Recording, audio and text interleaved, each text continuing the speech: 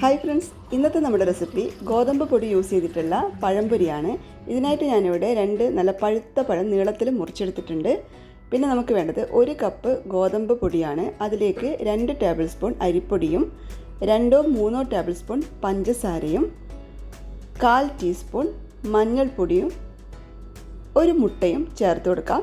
അതിനുശേഷം ജസ്റ്റ് ഒന്ന് മിക്സ് ചെയ്യാം.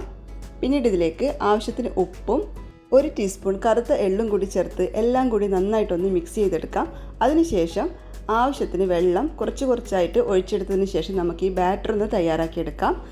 അപ്പോൾ കണ്ടില്ലേ, ലംസ് ഒന്നും ഇല്ലാതെ ഇവിടെ ബാറ്റർ തയ്യാറായിട്ടുണ്ട്. ഇനി ഇതിലേക്ക് സ്ലൈസ് ചെയ്ത് വെച്ചിരിക്കുന്ന പഴമിട്ട് നന്നായിട്ട് കോട്ട് ചെയ്ത ശേഷം ചൂടായ എണ്ണയിലിട്ട് ഫ്രൈ ചെയ്തെടുക്കാം.